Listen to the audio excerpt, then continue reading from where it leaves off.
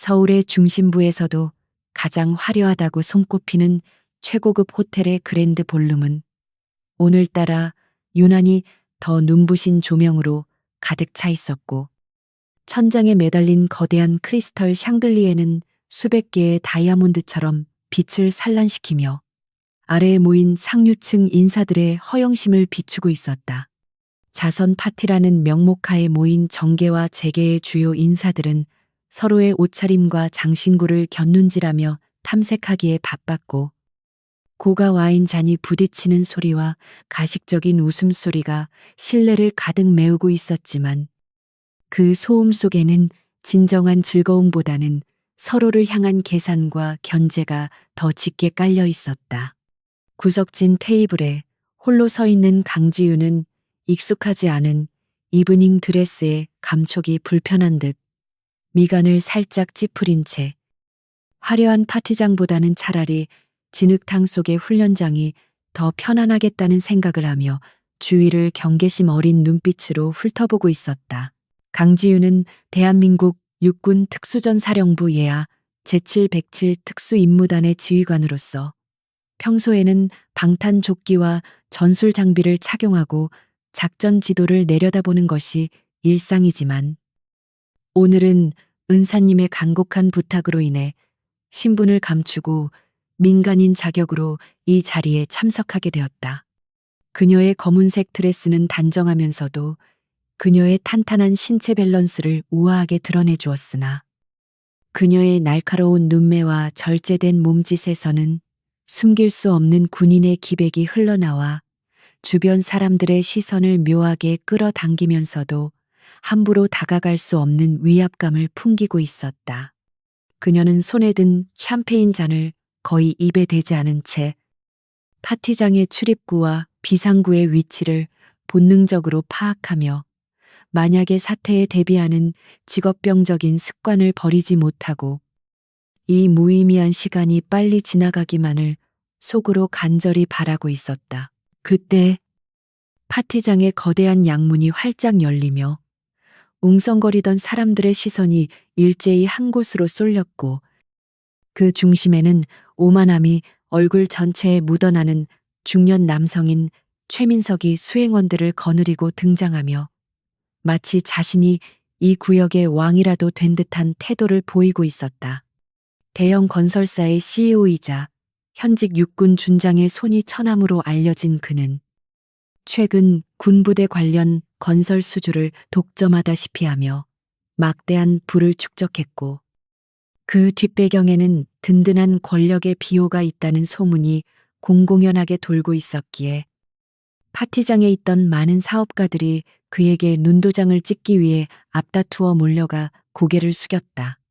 최민석은 자신에게 굽실거리는 사람들을 향해 거만하게 손을 흔들며 만족스러운 미소를 지었지만, 그 눈빛에는 타인을 자신의 발 아래에 있는 도구로만 여기는 경멸과 우월감이 짙게 배어 있어 보는 이로 하여금 불쾌감을 자아내기에 충분했다. 최민석은 파티장 중앙에 마련된 VIP 테이블로 향하며 큰 목소리로 떠들어대기 시작했고, 그의 목소리는 주변의 대화를 집어삼킬 만큼 크고 무례했으나 아무도 그에게 제지하거나 불만을 표출하지 못한 채 그저 어색한 웃음으로 동조할 뿐이었다. 그는 자신의 처남인 박준장의 이름을 거론하며 군 내부의 기밀에 가까운 이야기들을 마치 무용담처럼 늘어놓았고, 주위 사람들은 그가 가진 권력의 끈이 얼마나 단단한지를 확인하며 부러움과 두려움이 섞인 눈빛으로 그를 바라보고 있었다. 강지윤은 멀리서 그 모습을 지켜보며 끓어오르는 불쾌감을 억누르려 애썼고, 국가의 안보를 위해 헌신하는 군인들의 명예가 저런 장사치들의 술안주거리로 전락하는 현실에 대해 깊은 회의감을 느끼며 조용히 자리를 뜨려 했다. 하지만 운명은 그녀가 조용히 사라지는 것을 허락하지 않았는지 최민석의 테이블 근처를 지나가던 앳된 얼굴의 웨이터가 바닥에 떨어진 냅킨을 피하려다 중심을 잃고 비틀거리며 최민석의 어깨에 와인을 쏟는 사고가 발생하고 말았다. 붉은 와인이 최민석의 고급 맞춤 슈트를 적시는 순간 파티장 전체에는 찬물을 끼얹은 듯한 정적이 감돌았고 음악 소리마저 멈춘 듯한 숨막히는 긴장감이 감도는 가운데 모든 사람들의 시선이 그 참혹한 현장으로 집중되었다.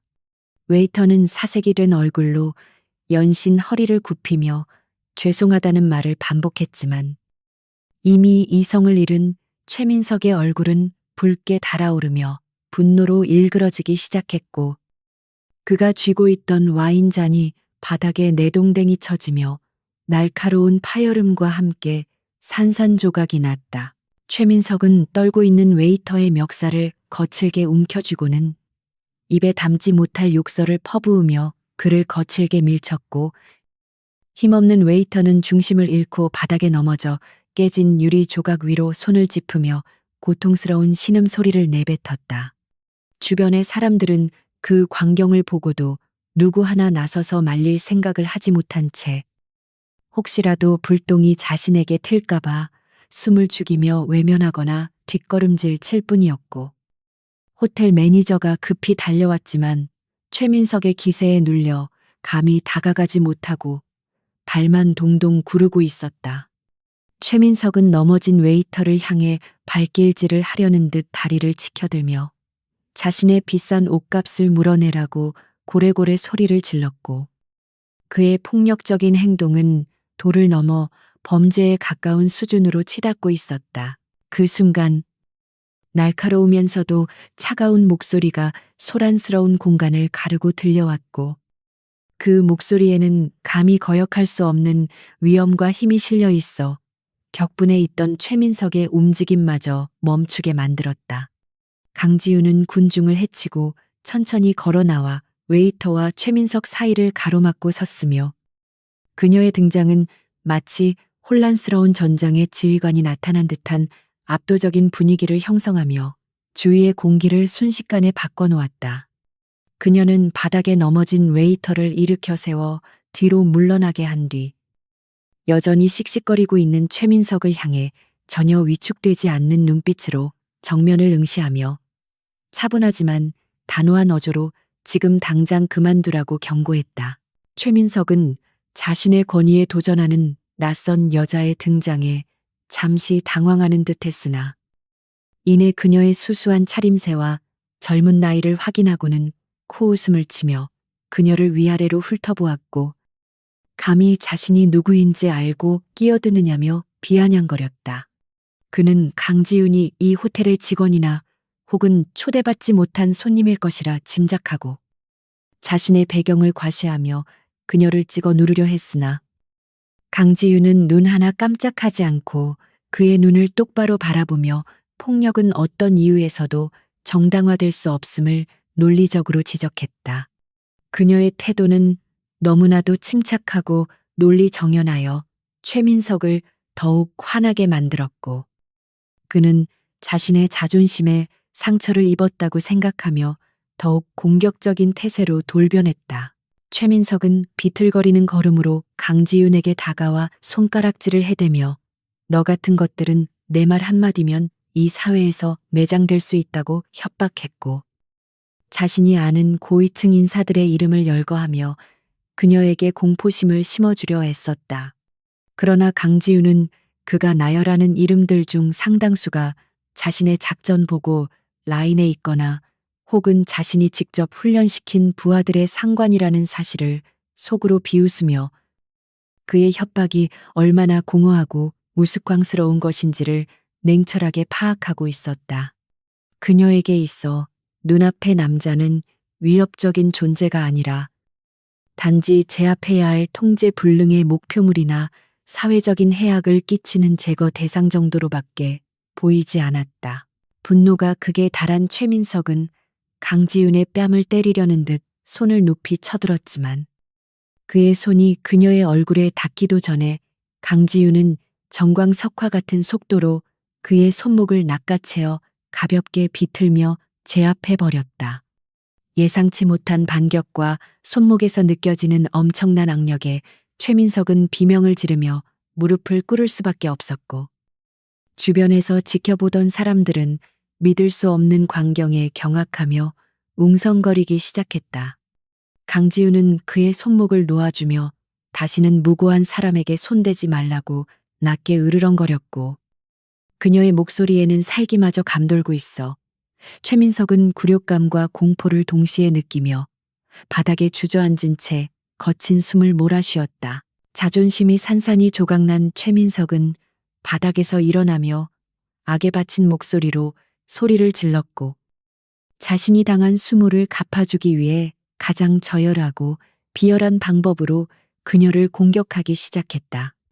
그는 그녀의 부모와 가정 교육을 운운하며 인신 공격을 퍼부었고 감히 천한 신분으로 귀족 같은 자신에게 대든 대가를 치르게 해주겠다며 입에 담기 힘든 모욕적인 언사들을 쏟아냈다.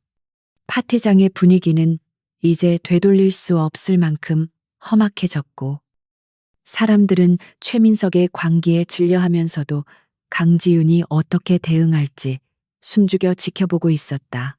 최민석은 흐트러진 옷매무새를 고치며 도끼 어린 눈으로 강지윤을 노려보았고 마침내 이 상황의 도화선이 될 결정적인 한마디를 내뱉으며 자신의 운명을 스스로 결정짓는 실수를 저질렀다. 그는 그녀에게 한 발짝 다가서며 비웃음 섞인 목소리로 가정교육을 어떻게 받았길래 어른에게 대드는 거야. 너희 집안 꼬라지가 눈에 훤하군. 도대체 가족 중에 제대로 된 사람이 있기는 한 거냐? 아니면 부모가 없어서 그렇게 막대먹은 거냐? 라고 소리쳤다. 그리고 이어서 그는 주변 사람들이 모두 들으라는 듯 큰 소리로 가정 형편이 어려워서 여기서 몸이라도 팔러온 주제에 어디서 정의로운 척이야. 내 가족이 뭐라도 되는 줄 알아. 특별할 것 하나 없는 천한 집안 출신 주제에 감히 내 앞에서 고개를 뻣뻣하게 들어라고 결정타를 날렸다. 그 순간 강지윤의 표정에서 감정이 완전히 사라졌고 그녀의 눈동자는 마치 심해철임 깊고 어두운 고요함으로 가라앉았으며 그것은 폭풍우가 몰아치기 직전의 전조와도 같은 섬뜩한 침묵이었다. 그녀는 평소 작전 중에 적의 지휘관을 조준경으로 겨눌 때와 같은 극도의 집중력을 발휘하며 눈앞의 남자를 인간이 아닌 제거해야 할 위협 요소로 재정의했고 그녀의 머릿속에서는 이미 그를 사회적으로 그리고 물리적으로 파멸시킬 수십 가지의 시나리오가 스쳐 지나갔다. 그녀는 주먹을 꽉 쥐었다가 천천히 펴며 마음속의 분노를 차가운 이성으로 억눌렀지만 그녀의 내면에서는 이미 선을 넘어도 한참 넘은 이 남자에 대한 단죄가 시작되고 있었다. 강지윤은 천천히, 아주 천천히 입을 열어 그에게 마지막 기회를 주는 듯한 그러나 이미 결말이 정해진 듯한 차가운 목소리로 방금 하신 말씀. 후회하게 되실 겁니다. 제 가족과 제 배경에 대해 함부로 입을 놀린 대가는 당신이 상상하는 것보다 훨씬 혹독할 테니까요. 라고 말했다. 그녀의 목소리는 크지 않았지만 파티장의 모든 소음을 뚫고 사람들의 뇌리에 깊이 박힐 만큼 강렬했고 그 안에 담긴 확고한 의지는 듣는 이들의 등골을 서늘하게 만들었다. 최민석은 그녀의 기세에 잠시 주춤했지만 이미 뱉은 말을 주워 담기에는 자존심이 허락하지 않아 코웃음을 치며 그녀를 비웃었다. 호텔 보안 요원들이 뒤늦게 도착하여 상황을 수습하려 했지만 최민석은 그들에게 삿대질을 하며 강지윤을 당장 끌어내라고 고함을 질렀고 보안 요원들은 VIP 고객인 최민석의 눈치를 보며 난처한 표정으로 강지윤에게 다가갔다. 강지윤은 자신에게 다가오는 손길을 거부하며 스스로 나가겠다는 제스처를 취했고 그녀는 마지막으로 최민석을 향해 의미심장한 눈빛을 보내며 뒤도 돌아보지 않고 파티장을 빠져나갔다. 그녀가 떠난 자리에는 무거운 침묵과 알 수 없는 불안감이 감돌았지만 최민석만은 승리감에 도취되어 다시 술을 찾으며 자신의 어리석은 승리를 자축하고 있었다. 호텔 로비로 나온 강지윤은 차가운 밤 공기를 깊이 들이마시며 뜨거워진 머리를 식혔고 주머니에서 핸드폰을 꺼내어 어딘가로 전화를 걸며 그녀의 진짜 모습인 제7 107 특수임무단장의 냉철한 목소리로 복귀했다. 그녀는 수화기 너머의 부관에게 짧고 간결하게 지시를 내렸고 그 지시에는 최민석과 그의 처남인 박준장에 대한 모든 정보를 샅샅이 조사하라는 명령과 함께 즉각적인 정보작전 개시가 포함되어 있었다. 그녀의 눈은 서울의 화려한 야경을 응시하고 있었지만 그 시선의 끝에는 이미 무너져 내릴 부패한 권력의 탑이 그려지고 있었으며 오늘 밤의 사건은 단순한 해프닝이 아닌 거대한 전쟁의 서막임을 예고하고 있었다. 택시를 타고 부대로 복귀하는 길에 강지윤은 차창 밖으로 스쳐 지나가는 풍경을 바라보며 최민석이 내뱉었던 모욕적인 언사들을 되새김질했고 그것은 그녀의 투쟁심에 불을 지피는 연료가 되어 활활 타올랐다. 그녀는 단순히 자신의 자존심을 위해서가 아니라 저런 자들이 군과 사회를 좀먹게 내버려 둘 수 없다는 사명감으로 주먹을 불끈 쥐었으며 자신이 가진 모든 능력과 권한을 동원하여 그들에게 진정한 힘과 명예가 무엇인지 그리고 감히 누구를 건드린 것인지를 뼈저리게 가르쳐 주겠다고 다짐했다. 밤은 깊어갔지만 강지윤의 전쟁은 이제 막 시작되었고 서울의 어둠 속에서 조용히 움직이기 시작한 그녀의 그림자는 곧 들이닥칠 폭풍을 예고하고 있었다. 호텔 파티장에서의 굴욕적인 사건이 있은 지 몇 시간이 지났지만 최민석의 분노는 사그라들기는커녕 시간이 갈수록 더욱 거세게 타오르고 있었고 그는 자신의 호화로운 펜트하우스 거실에서 값비싼 양주병을 바닥에 내던지며 짐승처럼 포효하고 있었다. 산산조각 난 유리 파편과 붉은 술이 바닥을 어지럽히고 있었지만 그의 눈에는 오직 자신에게 모욕을 준 강지윤의 차가운 눈빛만이 아른거렸고 그 눈빛을 생각할 때마다 참을 수 없는 모멸감이 치밀어 올라 견딜 수가 없었다. 그는 자신의 비서실장과 경호팀장을 급히 호출하여 그들 앞에 섰고 공포에 질려 고개를 숙인 부하들을 향해 당장 그 여자의 모든 것을 털어서 가져오라며 만약 내일 아침까지 만족스러운 정보가 없다면 너희들 모두 해고라고 으름장을 놓았다. 최민석은 소파에 깊숙이 파묻혀 담배를 피워 물며 감히 자신의 권위에 도전한 그 여자가 얼마나 하찮은 존재인지 확인하고 싶어 안달이 났고 그녀가 무릎을 꿇고 빌 때까지 밟아주겠다는 가학적인 상상을 하며 비릿한 미소를 지었다. 그는 대한민국에서 돈과 권력으로 해결되지 않는 일은 없다고 굳게 믿고 있었기에 일개 군인 따위가 자신의 앞길을 막을 수 있을 리 만무하다고 생각했으며 오히려 이번 기회에 군기 빠진 군인들을 손봐주면 처남인 박준장에게도 도움이 될 것이라며 스스로를 합리화했다. 그는 핸드폰을 들어 평소 자신의 뒤를 봐주던 폭력 조직의 우두머리에게 전화를 걸어 대기 지시를 내렸고 법의 테두리 밖에서 해결해야 할 일이 생길 것을 대비해 어둠의 세력까지 동원할 준비를 마쳤다. 한편 최민석의 지시를 받은 정보팀은 밤새도록 강지윤의 신원을 파악하기 위해 동분서주했지만 군 내부의 전산망은 그들이 생각했던 것보다 훨씬 견고했고 그녀의 핵심 정보는 높은 등급의 보안 코드로 잠겨 있어 접근조차 쉽지 않았다. 하지만 그들은 사장의 불호령이 두려워 포기할 수 없었고 우회적인 경로를 통해 군무원 인사기록과 민간 데이터베이스를 샅샅이 뒤진 끝에 마침내 그녀와 관련된 몇 가지 단편적인 정보들을 찾아내는 데 성공했다. 그러나 그 정보들은 보안 유지를 위해 위장된 커버 데이터였고 그녀의 진짜 소속인 707 특수임무단이 아닌 육군 군수사령부 예하의 평범한 행정장교라는 가짜 신분이 기록되어 있었다.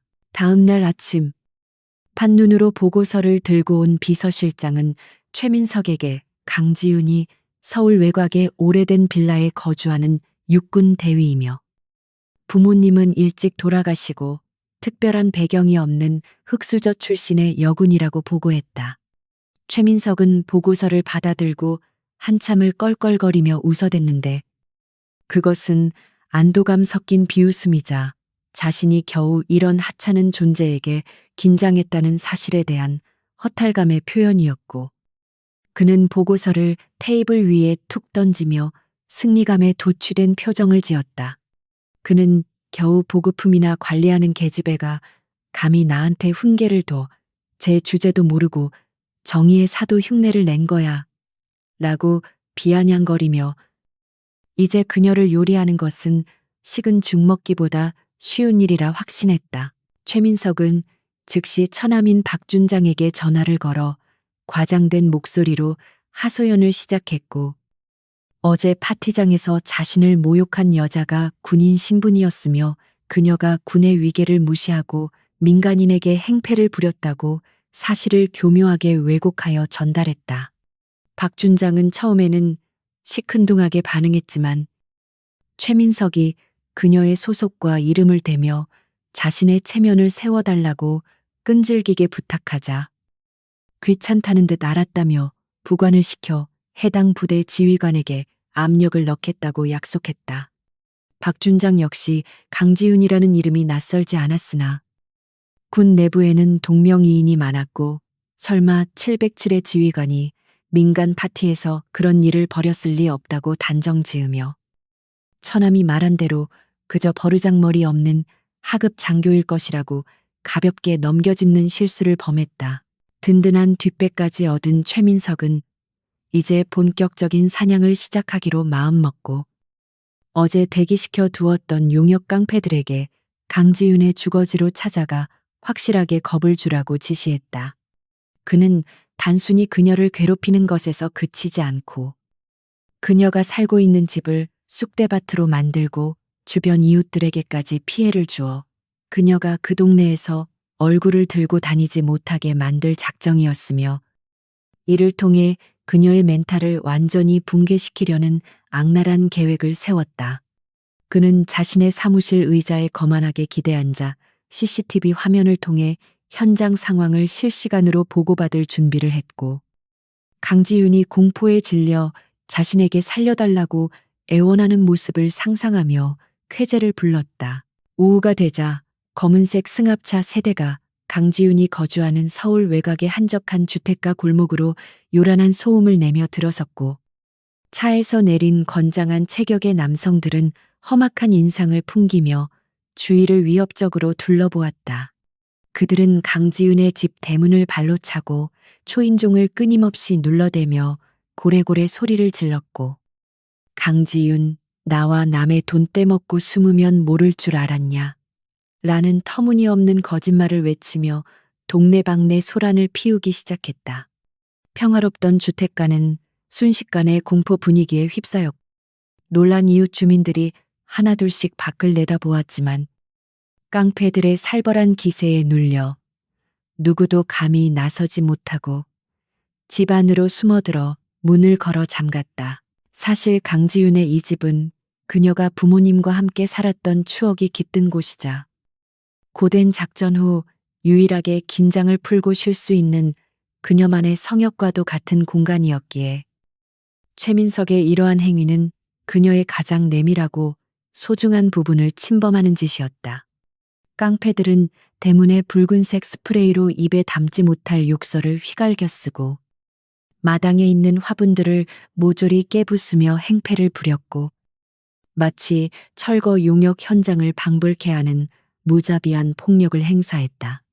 그들은 자신들의 행동이 경찰에 신고되더라도 최민석이 다 알아서 해결해 줄 것이라는 믿음 때문에 법 따위는 안중에도 없었고 오히려 주민들이 보는 앞에서 더욱 보란 듯이 난동을 부리며 자신들의 힘을 과시했다. 그 시각 강지윤은 특수전사령부 지하 벙커에 위치한 작전 지휘 통제실에서 다가올 대테러 훈련 계획을 점검하고 있었는데 그녀의 개인 단말기로 자택 보안 시스템의 경보 알림이 울리기 시작했다. 그녀는 모니터를 통해 집 앞의 CCTV 영상을 실시간으로 확인했고 자신의 집이 무법자들에 의해 유린당하고 있는 참담한 광경을 목격하며 차가운 분노가 혈관을 타고 흐르는 것을 느꼈다. 하지만 그녀는 당황하거나 흥분하지 않고 침착하게 화면을 캡처하고 녹화 기능을 활성화하여 증거를 수집하기 시작했고, 이 모든 것이 최민석의 사주를 받은 지심을 직감적으로 파악하고 있었다. 그녀의 부관인 김소령이 그녀의 굳은 표정을 보고 조심스럽게 다가와 무슨 일이냐고 물었고, 강지윤은 말없이 모니터 화면을 가리키며 짧은 한숨을 내쉬었다. 김소령은 화면 속의 난장판을 보고 경악을 금치 못하며 당장 헌병대나 경찰을 출동시키겠다고 했지만, 강지윤은 고개를 저으며 그를 제지했다. 그녀는 이것이 단순한 주거 침입이 아니라 군의 명예와 자신의 존엄을 건드린 중대한 도발임을 인식하고 있었기에 섣불리 공권력을 동원하여 이를 키우기보다는 적들이 방심하고 있는 틈을 타 그들의 뿌리까지 뽑아낼 수 있는 확실한 명분과 기회를 기다리기로 결정했다. 최민석의 깡패들은 집안에 아무도 없다는 것을 확인하고는 더욱 기고만장해져서 집 앞 골목에 자리를 깔고 앉아 술판을 벌이며 지나가는 주민들에게 시비를 걸기 시작했다. 그들은 강지윤을 빚쟁이 독사 같은 년이라고 매도하며 동네 여론을 조작하려 들었고, 겁에 질린 동네 아이들이 울음을 터뜨리자 시끄럽다며 위협을 가하는 등 인간이기를 포기한 듯한 행동을 서슴지 않았다. 이 모든 상황은 고스란히 강지윤의 스마트폰으로 전송되고 있었고, 그녀는 작전 회의실의 차가운 조명 아래서 펜을 딱딱거리며 머릿속으로 최민석의 파멸을 위한 카운트다운을 시작하고 있었다. 최민석은 현장에 있는 행동대장으로부터 강지윤이 집에 없어서 집기만 좀 부수고 진을 치고 있다는 보고를 받고 낄낄대며 웃었고, 겁을 먹고 도망친 게 분명하다며 자신의 예상이 적중했다고 착각했다. 그는 비서에게 고급 레스토랑을 예약하라고 지시하며 오늘 밤은 축배를 들어야겠다고 떠들어댔고, 내일쯤이면 그 여자가 울면서 찾아와 살려달라고 빌 것이라고 호언장담했다. 그는 자신이 건드린 상대가 늑대 무리의 우두머리라는 사실을 꿈에도 모른 채 그저 사냥개 몇 마리로 토끼몰이를 하고 있다고 믿는 어리석은 사냥꾼에 불과했다. 저녁이 되고 어둠이 짙게 깔리자 강지윤은 업무를 마무리하고 군복을 입은 채 관용차 대신 자신의 오래된 SUV에 올라타 집으로 향했고, 조수석에는 평소에는 잘 꺼내지 않는 특수 제작된 3단봉과 제압용 장비가 든 가방이 놓여 있었다. 그녀는 운전대를 잡은 손에 힘을 주며 오늘 밤 자신의 집 앞에서 벌어지고 있는 이 난장판을 자신의 손으로 직접 정리하겠다고 다짐했고, 민간인 신분이 아닌 군인으로서의 절제된 분노가 얼마나 무서운 것인지 보여줄 준비를 마쳤다. 차창 밖으로 스쳐 지나가는 서울의 네온사인은 화려했지만 그녀의 눈빛은 그보다 훨씬 더 뜨겁고 강렬하게 빛나고 있었으며, 폭풍전야의 고요함처럼 그녀의 호흡은 차분하게 가라앉아 있었다. 강지윤의 차가 골목 어귀에 들어서자 술에 취해 비틀거리는 깡패들의 모습과 난장판이 된 집 앞의 풍경이 헤드라이트 불빛에 적나라하게 드러났다. 깡패들은 갑작스러운 차량의 등장에 눈살을 찌푸리며 욕설을 내뱉었고, 운전석에서 내리는 사람이 여자라는 것을 확인하고는 비릿한 웃음을 흘리며 천천히 그녀를 향해 다가왔다. 강지윤은 차문을 닫고 그들을 향해 천천히 걸어갔는데 그녀의 발걸음에는 한치의 망설임도 없었고, 군화가 아스팔트 바닥을 짓누르는 소리만이 골목길에 무겁게 울려 퍼졌다. 행동대장으로 보이는 문신 가득한 사내가 담배꽁초를 바닥에 튕기며 강지윤의 앞을 가로막았고, 어이, 아가씨가 여기 집주인이야. 돈 갚을 생각은 안 하고 어디서 늦게 기어들어 와라며 시비를 걸었다. 강지윤은 그의 얼굴을 빤히 쳐다보며 아무런 대꾸도 하지 않았는데 그 침묵이 오히려 상대를 더욱 불안하게 만드는 기이한 압박감을 주었다. 사내는 그녀의 기세에 눌리지 않으려 짐짓 더 큰 목소리로 위협했지만 강지윤의 눈동자 속에는 공포 대신 먹잇감을 노리는 맹수의 섬뜩한 살기만이 감돌고 있었다. 그녀는 천천히 주위를 둘러보며 부서진 화분과 대문의 낙서, 그리고 겁에 질려 창문 틈으로 내다보는 이웃들의 시선을 확인했고, 이 모든 상황에 대한 책임을 물을 대상이 눈앞의 쓰레기들 뿐만 아니라 그 뒤에 숨어 있는 최민석임을 다시 한번 명확히 했다. 강지윤은 낮은 목소리로 지금 당장 꺼져. 내 집 마당에서 내 물건에 손댄 것, 그리고 주민들을 위협한 것, 하나도 빠짐없이 대가를 치르게 될 거야. 라고 경고했다. 그녀의 목소리는 작았지만 묵직한 돌덩이처럼 그들의 가슴을 때렸고, 깡패들은 잠시 멈칫하며 서로의 눈치를 살폈다. 하지만 수적 우세를 믿은 깡패들은 이내 낄낄거리며 그녀를 포위하기 시작했고, 행동대장은 인연이 아직 상황 파악이 안 되나 보네. 오냐. 오늘 아주 매운맛을 보여주마. 라고 말하며 주머니에서 잭나이프를 꺼내 들고 위협적인 제스처를 취했다. 강지윤은 그 칼을 보고도 눈 하나 깜짝하지 않았고, 오히려 입가에 옅은 냉소를 머금으며 코트 안쪽 주머니로 손을 가져갔다. 그녀의 몸은 이미 전투 태세로 전환되어 있었고, 근육들은 폭발적인 힘을 낼 준비를 마친 상태였으며, 이 좁은 골목길은 곧 그들에게 지옥도가 될 것임을 예고하고 있었다. 최민석은 레스토랑에서 스테이크를 썰며 현장에서 보내온 음성 메시지를 듣고 있었는데, 깡패들이 여자를 둘러싸고 낄낄대는 소리에 만족스러운 듯 고개를 끄덕였다. 그는 와인 잔을 들어 올리며 건배. 주제 모르고 날뛰는 계집의 최후를 위하여 라고 중얼거렸고, 자신의 완벽한 복수극에 흠뻑 취해 있었다. 그러나 그는 전화기 너머에서 들려올 다음 소리가 비명과 뼈가 부러지는 파열음이 될 줄은 상상조차 하지 못했고, 자신의 오만이 불러온 재앙이 이제 막 문턱을 넘어서고 있다는 사실을 까맣게 모르고 있었다. 강지윤은 삼단봉을 꺼내는 대신 맨주먹을 꽉 쥐며 자세를 낮추었고, 달려드는 깡패의 턱을 향해 정확하고 치명적인 일격을 날릴 타이밍을 계산했다. 그녀의 머릿속 시뮬레이션에서는 이미 3초 안에 눈앞의 3명을 무력화시키는 경로가 그려졌고, 그녀는 더 이상 참을성이 남아있지 않음을 행동으로 보여주기로 했다. 바람이 차갑게 불어와 그녀의 머리카락을 흩날렸지만 그녀의 두 발은 대지 위에 단단히 뿌리박혀 흔들림이 없었고, 어둠 속에서 빛나는 그녀의 눈동자는 곧 시작될 응징의 서곡을 알리는 신호탄과도 같았다. 행동대장의 손에 들린 잭나이프가 가로등 불빛을 받아 섬뜩하게 번뜩이며 강지윤의 복부를 향해 직선으로 찔러 들어왔고, 그 속도는 일반인의 눈으로는 쫓기 힘들 만큼 빠르고 위협적이었다.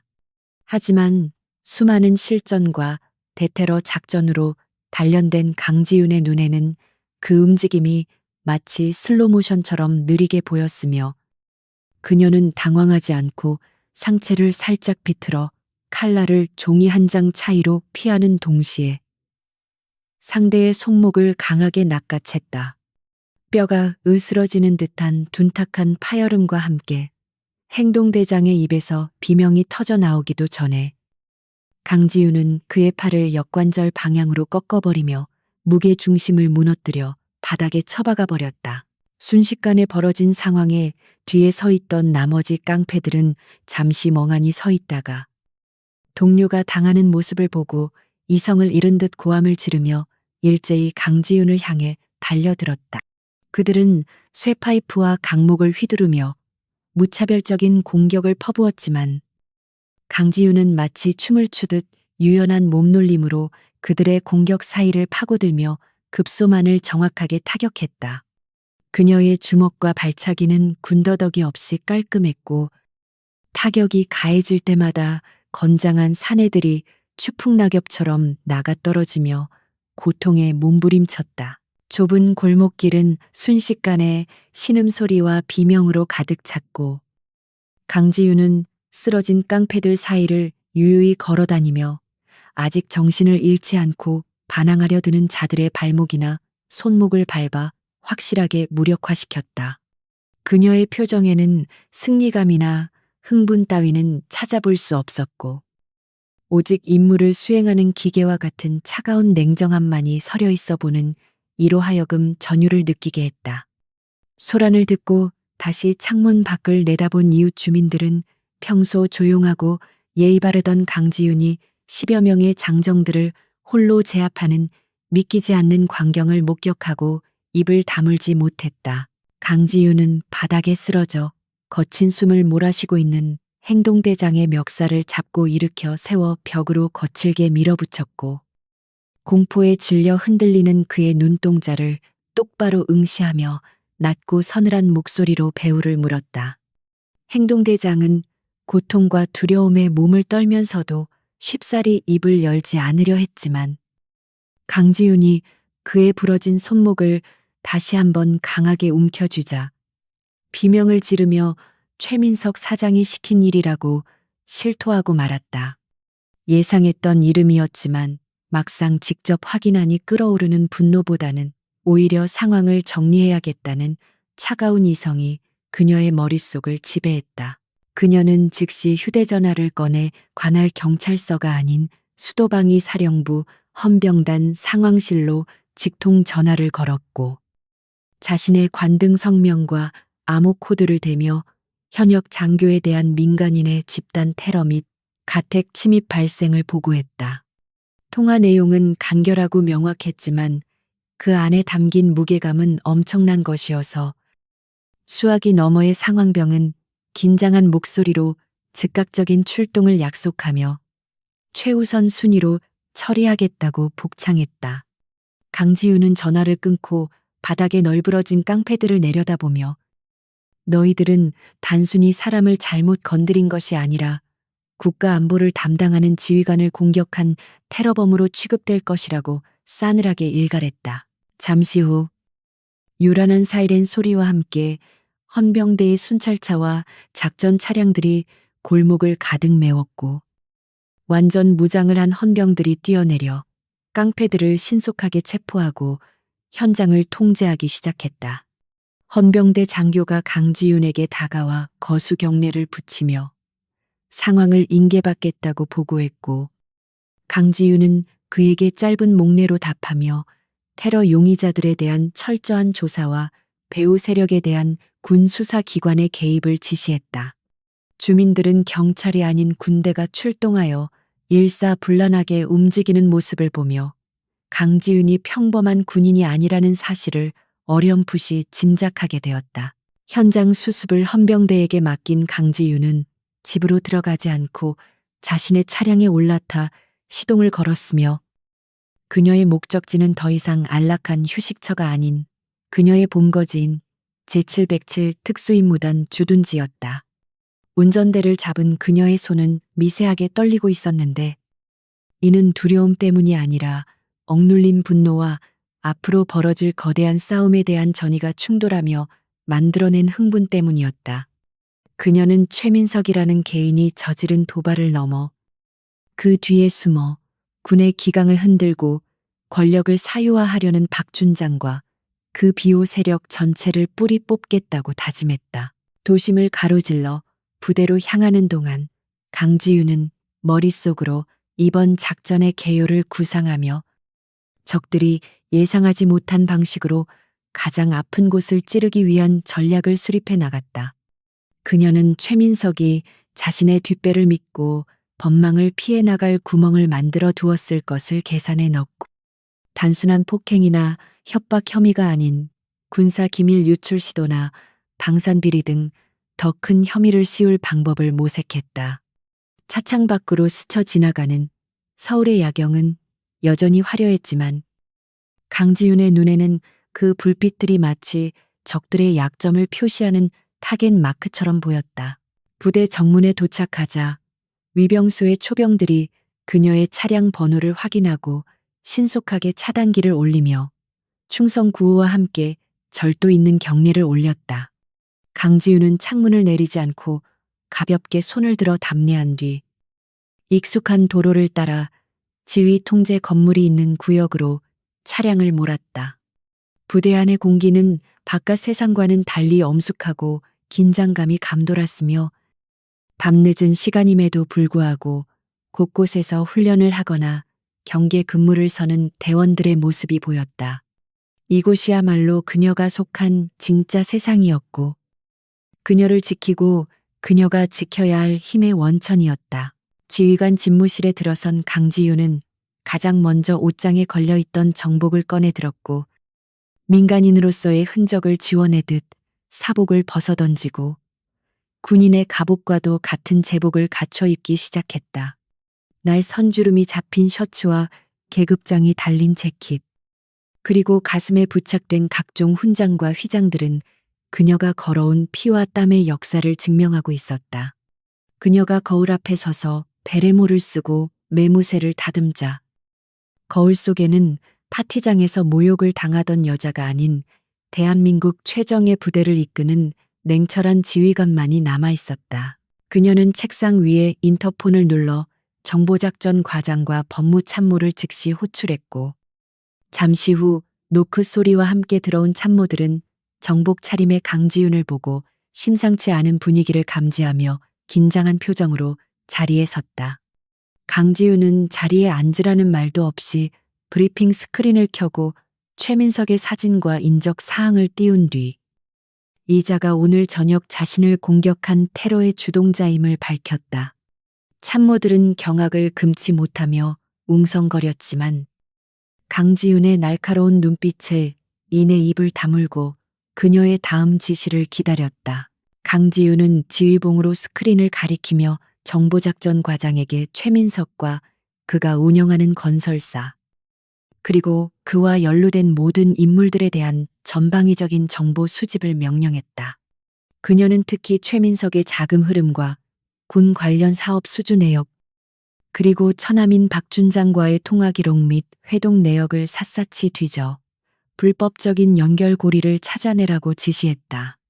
또한 법무참모에게는 민간인이 고위 장교에게 가한 테러 행위에 대해 군형법을 적용할 수 있는 모든 법리적 검토를 끝내고 필요하다면 군 검찰단과 공조하여 압수수색 영장을 청구할 준비를 하라고 명했다. 참모들은 이번 작전이 단순한 보복이 아니라 군 내부의 부패 세력을 겨냥한 대규모 사정 작업이 될 것임을 직감하고 비장한 표정으로 명령을 복창했다. 그들은 평소 강지윤이 사적인 감정으로 부대를 움직이는 사람이 아님을 잘 알고 있었기에 그녀가 이렇게까지 강경하게 나오는 데에는 그만한 이유와 명분이 있을 것이라고 확신했다. 강지윤은 그들에게 보안 유지를 당부하며 이 모든 과정은 적들이 눈치채지 못하게 은밀하고 신속하게 진행되어야 함을 강조했다. 회의가 끝나고 참모들이 물러간 뒤 강지윤은 홀로 남은 집무실에서 창밖으로 보이는 연병장을 내려다보며 깊은 생각에 잠겼다. 어둠 속에 잠긴 부대는 고요했지만 그 지하에서는 수많은 정보 요원들이 사이버 공간을 누비며 최민석의 치부를 캐내기 위한 디지털 전쟁을 시작하고 있었다. 그녀는 책상 서랍에서 낡은 사진 한 장을 꺼내보았는데 그곳에는 임관식 날 환하게 웃고 있는 자신과 돌아가신 부모님의 모습이 담겨 있었다. 그녀는 사진 속의 부모님에게 마음속으로 다짐했다. 당신들이 자랑스러워했던 딸이, 그리고 이 나라의 군인이 결코 불의에 무릎 꿇지 않는다는 것을 보여주겠노라고. 새벽이 밝아오면서 707 특수임무단의 정보 분석실은 쉴 새 없이 돌아가는 서버의 열기로 뜨거워졌고 모니터 화면에는 최민석과 박준장의 비리 의혹을 뒷받침하는 데이터들이 하나둘씩 팝업창으로 떠오르기 시작했다. 그것은 마치 퍼즐 조각처럼 흩어져 있던 사실들이 하나로 맞춰지며 거대한 범죄의 윤곽을 드러내는 과정과도 같았고 그 중심에는 그들의 탐욕과 오만이 썩은 악취를 풍기고 있었다. 강지윤은 보고서를 실시간으로 검토하며 붉은 펜으로 핵심적인 증거들의 표시를 해나갔고 그녀의 입가에는 사냥감을 확실하게 또참을 덫을 완성한 사냥꾼의 서늘한 미소가 번졌다. 육군 본부의 볕이 잘 드는 화려한 집무실에 앉아 오전 업무를 보고 있던 박준장은 책상 위에 개인 휴대폰이 요란하게 울리자 미간을 찌푸리며 느릿하게 수화기를 들었고 전화기 너머에서는 처남인 최민석의 잔뜩 흥분한 목소리가 고막을 찢을 듯이 들려왔다. 최민석은 어젯밤 자신의 부하들이 헌병대에게 끌려갔다는 사실을 격앙된 어조로 토로하며 감히 민간인을 건드린 그 여군 장교를 당장 옷 벗게 만들지 않으면 가만히 있지 않겠다고 길길이 날뛰고 있었다. 박준장은 처남의 징징거리는 소리가 귀찮으면서도 자신의 체면을 구긴 그 장교에 대한 괘씸함이 밀려와 알았다고 대답하며 그를 진정시켰다. 전화를 끄는 박준장은 즉시 부관을 호출하여 강지윤이라는 이름의 대위를 조회하라고 지시했고 그녀가 소속된 부대에 전화를 걸어 지휘관에게 호통을 칠 준비를 하며 거만하게 다리를 꼬고 앉았다. 그는 자신이 가진 준장이라는 계급이 군대라는 폐쇄적인 조직 내에서 얼마나 절대적인 힘을 발휘하는지 누구보다 잘 알고 있었기에 일개 대위 따위를 매장시키는 것은 손바닥 뒤집기보다 쉬운 일이라 확신하고 있었다. 부관은 컴퓨터 앞에 앉아 국방 인사정보 체계에 접속하여 강지윤의 이름을 입력했고 잠시 후 모니터에 결과가 뜨기를 기다리며 박준장의 눈치를 살폈다. 그러나 부관의 표정은 모니터를 확인하는 순간 당혹감으로 일그러지기 시작했고 그는 식은땀을 흘리며 몇 번이나 키보드를 다시 두드렸지만 화면에 뜬 경고 문구는 사라지지 않은 채 붉은색으로 전멸하고 있었다.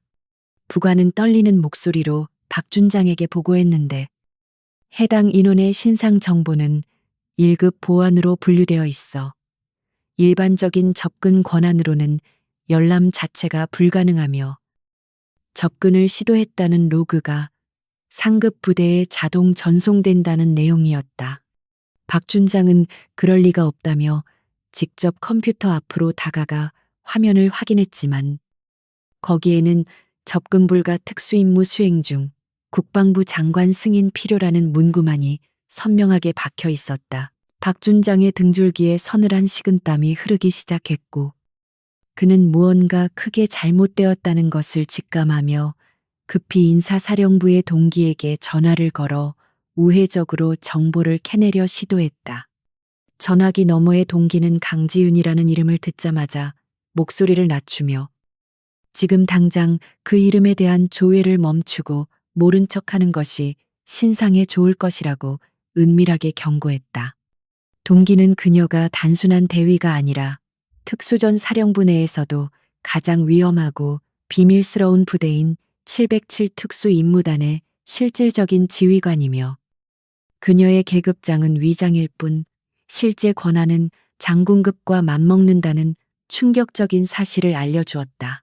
전화를 끄는 박준장은 힘이 풀린 듯 의자에 주저앉았고 자신이 건드린 상대가 썩은 동아줄이 아니라 건드려서는 안 될 뇌관이었다는 사실에 극심한 공포를 느끼기 시작했다. 그는 처남인 최민석이 어젯밤 무슨 짓을 저질렀는지 다시 한번 곱씹어 보았고 특수부대 지휘관의 자택을 깡패들을 동원해 습격했다는 사실이 단순한 폭행 사건이 아니라 군에 대한 테러 행위로 간주될 수 있음을 깨닫고 얼굴이 하얗게 질려버렸다. 그는 지금이라도 최민석에게 연락하여 당장 사과하고 납작 엎드리라고 해야 할지 아니면 자신의 연루 사실을 숨기기 위해 꼬리를 자르고 도망쳐야 할지 혼란스러운 머릿속을 정리할 수 없었다. 같은 시각 707 특수임무단의 지하 벙커에 위치한 전술지휘 통제실에서는 강지윤이 대형 스크린 앞에 서서 정보작전 과장이 브리핑하는 내용을 날카로운 눈빛으로 주시하고 있었고 화면에는 최민석의 건설사와 박준장 사이의 검은 거래 내역이 적나라하게 펼쳐져 있었다. 정보팀은 밤사이 최민석의 이중 장부를 해킹하여 그가 수주한 군시설 공사들이 대부분 부실 시공되었으며 그 대가로 막대한 리베이트가 박준장의 차명 계좌로 흘러들어간 정황을 완벽하게 포착해냈다. 이것은 단순한 개인의 일탈을 넘어 군의 전투력을 갉아먹는 중대한 방산 비리 사건이었고 강지윤이 개입할 수 있는 명분은 차고 넘쳤다. 강지윤은 팔짱을 낀 채 보고를 들으며 고개를 끄덕였고 법무참모에게 이 증거들이 군사 법정에서 효력을 발휘할 수 있는지 꼼꼼하게 재확인하며 빈틈없는 법적 논리를 구축해 나갔다. 그녀는 적들이 빠져나갈 구멍을 원천 봉쇄하기 위해 금융정보분석원과 공조하여 자금 흐름을 동결시키고 동시에 국방부 검찰단에 긴급 체포 영장을 신청하여 그들의 신병을 확보할 계획을 세웠다. 그녀의 지시는 빠르고 정확했으며 참모들은 지휘관의 압도적인 카리스마와 추진력에 감탄하며 각자의 위치에서 일사불란하게 움직였다. 한편 최민석은 박준장이 자신의 부탁을 들어주어 강지윤을 처리하고 있을 것이라 철석같이 믿고 있었기에 늦은 아침까지 늘어지게 잠을 자고 일어나 느긋하게 브런치를 즐기고 있었다. 그는 비서에게 전화를 걸어 강지윤이 징계위원회에 회부되었다는 소식이 들리면 바로 알려달라고 낄낄거렸고 오늘 오후에는 직접 그녀의 부대를 찾아가 꼴 좋게 쫓겨나는 모습을 구경하며 조롱해 주겠다는 악취미적인 계획을 세웠다. 그는 자신의 머리 위에 떨어진 핵폭탄급 재앙은 꿈에도 모른 채 그저 자신의 알량한 돈과 인맥이 이번에도 승리할 것이라는 망상에 빠져 있었다. 오후가 되자 최민석은 자신의 최고급 세단을 타고 기사를 재촉하여 강지윤이 근무하는 부대로 향했고 뒷좌석에 거만하게 앉아 박준장에게 전화를 걸었지만 이상하게도 그는 전화를 받지 않았다. 최민석은 박준장이 바빠서 그렇겠거니 생각하며 대수롭지 않게 넘겼지만 사실 박준장은 이미 자신의 집무실에서 군, 검찰 수사관들에게 압수수색을 당하며 외부와의 연락이 차단된 상태였다. 박준장은 수사관들이 들이닥쳐 서류와 컴퓨터를 압수하는 광경을 멍하니 바라보며 처남을 원망하고 저주했지만 이미 엎질러진 물이었다. 강지윤은 위병소로부터 최민석의 차량이 접근하고 있다는 보고를 받고는 의자에서 일어나 전투복 상의의 지퍼를 끝까지 올리며 매무새를 단정히 했다. 그녀는 책상 위에 놓인 권총을 들어 탄창을 확인하고 홀스터에 결합한 뒤 베레모를 눌렀으며 거울 속에 자신과 눈을 맞추고 짧은 심호흡을 했다. 제 발로 지옥에 걸어 들어오는군. 그녀는 나직하게 중얼거리며 집무실을 나섰고 복도에는 이미 완전 무장을 한 특수임무대원들이 도열하여 그녀의 명령을 기다리고 있었다. 최민석의 차가 부대 정문에 도착하자 평소와는 다르게 위병소의 차단기는 올라가지 않았고 대신 굳게 닫힌 철문 뒤로 살벌한 기운을 풍기는 무장 병력들이 배치되어 있는 것이 보였다. 최민석은 창문을 내리고 위병에게 자신이 박준장의 처남이라고 소리치며 문을 열라고 행패를 부렸지만 위병은 무표정한 얼굴로 그에게 차에서 내려 신원 확인에 응하라고 단호하게 요구했다. 화가 머리끝까지 난 최민석은 차에서 내려 위병에게 삿대질을 하며 욕설을 퍼부었지만 그때 정문이 천천히 열리며 안개 속에서 걸어 나오는 한 무리의 군인들을 보고 멈칫할 수밖에 없었다. 그 군인들의 선두에는 강지윤이 서 있었는데 그녀는 어제의 파티복 대신 대한민국 육군 특수전사령부의 마크가 선명한 전투복을 입고 있었고 그 어깨에는 대위가 아닌 대령급 지휘관을 상징하는 견장이 빛나고 있었다. 실제 계급은 보안상 위장되었지만 부대 내에서의 권위는 그 이상이었다. 그녀의 뒤로는 검은색 대테러 복장을 하고 자동소총으로 무장한 대원들이 마치 사신처럼 도열해 있었고, 그들의 눈빛은 민간인을 대하는 것이 아니라 적군을 대하는 듯한 적대감으로 가득 차 있었다. 최민석은 압도적인 분위기에 눌려 뒷걸음질을 쳤지만 이미 그의 퇴로는 차단된 상태였다. 강지우는 최민석의 앞까지 천천히 걸어와 멈춰 섰고, 그녀의 키는 그보다 작았지만 그 순간만큼은 거인처럼 느껴지는 위압감을 뿜어내고 있어 최민석은 숨조차 제대로 쉴 수 없었다. 그녀는 차가운 미소를 지으며 어서 오십시오. 최민석 씨, 당신이 그렇게 무시하던 707 특수 임무단에 오신 것을 환영합니다. 하지만 나가는 문은 당신이 들어온 문과는 다를 겁니다. 라고 말했다. 그녀의 목소리는 조용했지만 그 안에 담긴 확신과 힘은 최민석의 오만함을 산산조각 내기에 충분했고, 그는 비로소 자신이 건드린 벌집이 얼마나 무서운 곳인지를 뼈저리게 실감하기 시작했다. 강지윤의 손짓 하나에 무장대원들이 일제히 총구를 겨누며 최민석을 포위했고, 그는 다리가 풀려 바닥에 주저앉으며 살려달라고 비명을 질렀지만 군인들의 표정에는 일말의 동정심도 없었다. 강지윤은 주머니에서 미리 준비해둔 긴급 체포 영장을 꺼내 그의 눈앞에 펼쳐 보이며 군사시설보호법 위반, 뇌물공여, 그리고 군 고위 관계자에 대한 테러 교사 혐의를 또박또박 읊어주었다. 영장을 읽어내려가는 그녀의 목소리는 판결문처럼 엄숙하게 울려 퍼졌고, 하늘에서는 때마침 먹구름이 몰려와 어두워진 부대 위로 빗방울을 뿌리기 시작했다. 빗물에 젖은 최민석은 자신이 믿었던 박준장의 이름을 애타게 불렀지만 강지윤은 싸늘한 표정으로 박준장님은 이미 당신보다 먼저 조사를 받고 계십니다. 아마 유치장에서 만나실 수 있을 겁니다. 라고 통보하며 그의 마지막 희망마저 끊어버렸다. 최민석의 얼굴은 절망으로 일그러졌고 그는 바닥에 고개를 쳐박고 흐느끼기 시작했지만 강지윤은 그를 차갑게 내려다보며 헌병들에게 연행하라고 손짓했다.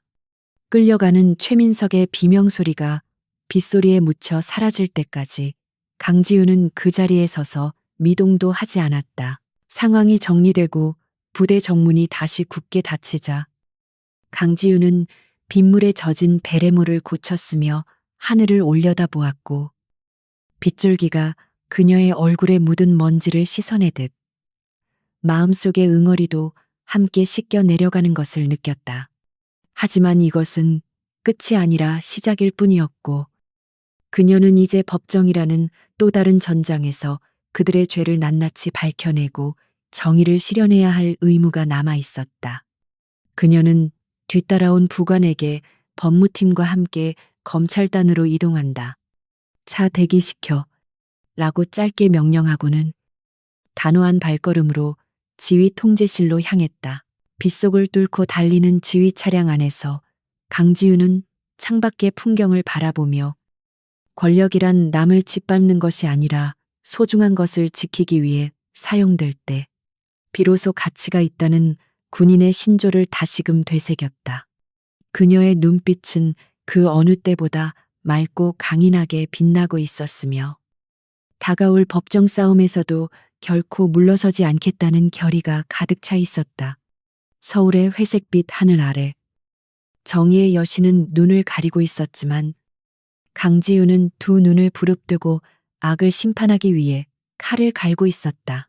국방부 검찰단의 지하 조사실은 바깥 세상과 완벽하게 단절된 듯한 차가운 공기로 가득 차 있었고, 회색빛 콘크리트 벽과 창문 하나 없는 밀폐된 공간은 들어오는 사람으로 하여금 본능적인 공포와 압박감을 느끼게 하기에 충분했다. 최민석은 철제 책상에 수갑이 채워진 채 앉아 있었지만 여전히 상황 파악을 하지 못하고 자신의 변호사가 오면 너희들은 다 죽었다며 고래고래 소리를 지르고 있었다. 그는 수사관이 건네는 물컵을 손으로 쳐내며 난동을 부렸고 자신이 매년 군에 기부하는 돈이 얼만지 아느냐며 돈으로 쌓아 올린 자신의 위선을 방패막이 삼아 거칠게 저항하고 있었다. 잠시 후 육중한 철문이 열리고 최민석이 그토록 기다리던 대형 로펌의 수석 변호사가 들어왔는데 그는 값비싼 양복을 입고 거만한 표정으로 수사관들을 훑어보며 마치 자신이 이곳의 주인인 양 행동했다. 변호사는 자리에 앉자마자 민간인을 군검찰이 체포하고 구금하는 것은 명백한 인권 침해이자 직권 남용이라고 주장하며 즉시 최민석을 석방하지 않으면 언론에 이 사실을 알리고 막대한 손해배상 청구 소송을 걸겠다고 협박했다. 그는 법전과 서류 뭉치를 책상 위에 쾅 소리나게 내려놓으며 기선을 제압하려 했고 최민석은 그 모습을 보며 비로소 안심한 듯 비릿한 미소를 지으며 의자에 등을 기대고 다리를 꼬았다. 하지만 맞은편에 앉아있던 군 검찰관은 변호사의 으름장에 눈 하나 깜짝하지 않고 차분하게 서류 한 장을 내밀었는데 그것은 최민석이 군사기밀보호구역에 무단 침입하고 군 지휘관에게 테러를 가하려 했다는 명백한 증거 목록이었다. 검찰관은 이 사건은 단순한 민간 범죄가 아니라 군형법이 적용되는 중대 안보 사안입니다. 또한 최민석 씨는 현역 군인인 박준장과 공모하여 군사 기밀을 빼돌린 간첩 혐의까지 받고 있으니 변호사님도 말 조심하시는 게 좋을 겁니다. 라고 차갑게 응수했다. 간첩이라는 단어가 나오자 변호사의 얼굴은 순식간에 굳어졌고 여유만만하던 최민석의 눈동자도 심하게 흔들리기 시작했다. 그때 조사실의 문이 다시 열리며 강지윤이 들어왔는데 그녀는 정복 차림의 무표정한 얼굴로 서류 가방을 들고 있었고 그 뒤로는 군사 경찰 수사관들이 비디오 카메라와 녹음 장비를 세팅하며 본격적인 신문을 준비했다.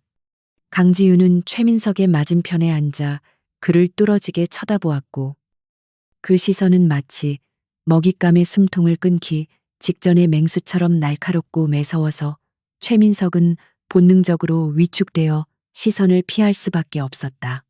그녀는 아무 말 없이 가방에서 두꺼운 파일 하나를 꺼내 책상 위에 던지듯 올려놓았는데 그 파일 겉면에는 제707 특수임무단 시설공사 비리 및 부실 시공 내역이라는 제목이 선명하게 적혀 있었다. 강지윤은 천천히 파일을 펼치며 최민석 씨, 당신이 우리 부대 훈련장을 지으면서 철근을 빼돌리고 저급 시멘트를 쓴 사실을 모를 줄 알았습니까? 당신이 지은 그 벙커는 적의 공격을 막는 방패가 아니라 내 부하들을 생매장시킬 무덤이었습니다. 라고 나직하게 읊조렸다. 그녀의 목소리는 분노를 억누르느라 미세하게 떨리고 있었지만 그 안에 담긴 슬픔과 책임감은 듣는 이들의 가슴을 서늘하게 만들 만큼 무거웠다. 그녀는 단순히 자신에 대한 모욕을 갚으려는 것이 아니라 자신의 부하들의 생명을 위협한 파렴치한 범죄에 대해 지휘관으로서 정당한 응징을 가하고 있는 것이었다. 변호사는 급히 서류를 낚아채 내용을 훑어보았지만 그 안에는 자재 납품 명세서와 이중장부 그리고 현장 소장들의 내부 고발 진술서까지 완벽하게 첨부되어 있어 빠져나갈 구멍이 전혀 보이지 않았다. 최민석은 억울하다며 모함이라고 발버둥 쳤지만 강지윤은 차가운 눈빛으로 그를 제압하며 이 증거들은 모두 당신 회사 서버와 당신이 숨겨둔 비밀 금고에서 나온 것입니다.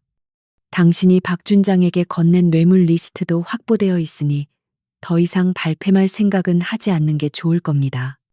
라고 택기를 박았다.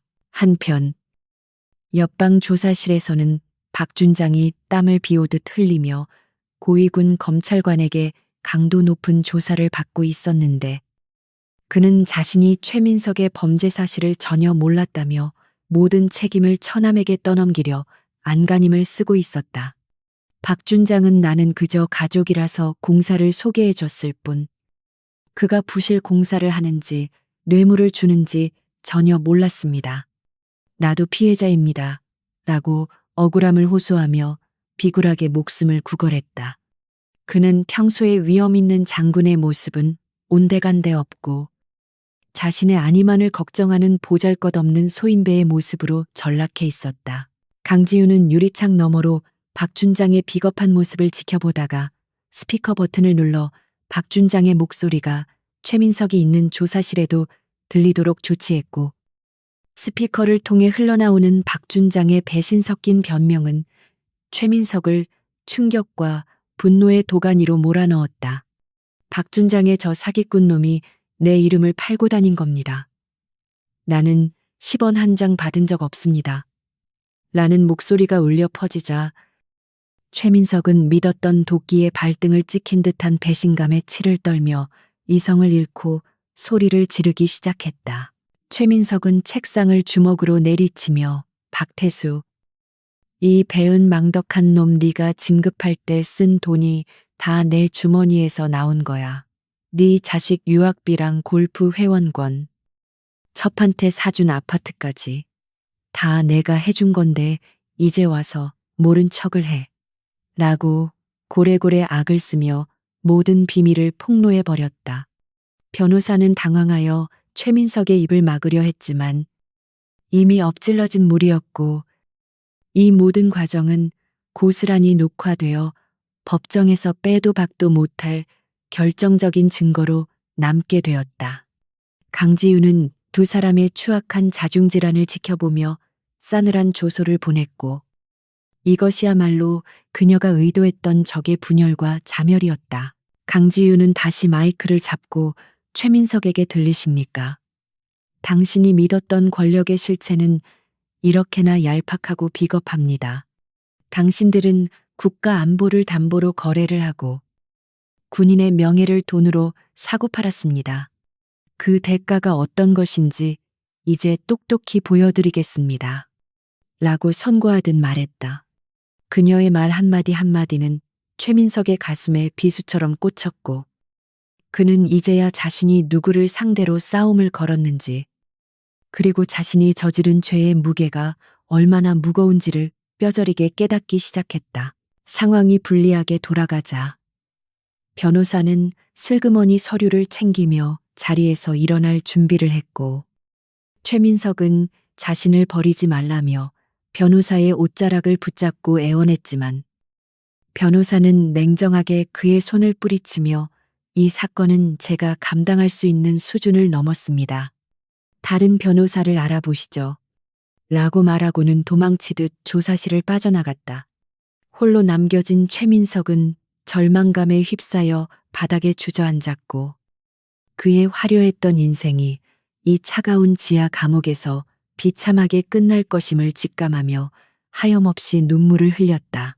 강지우는 조사를 마치고 나오며 밖에서 대기하고 있던 부관에게 언론 브리핑 준비 상황을 물었고 부관은 이미 주요 언론사 기자들이 국방부 기자실에 대기 중이며 국민들의 관심이 집중되고 있다고 보고했다.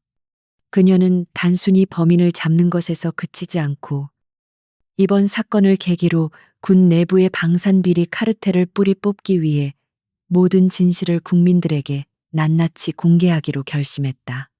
그녀는 모자를 눌렀으며 기자회견장으로 향하는 복도를 걸어갔고 그녀의 발걸음은 그 어느 때보다 당당하고 결연했다.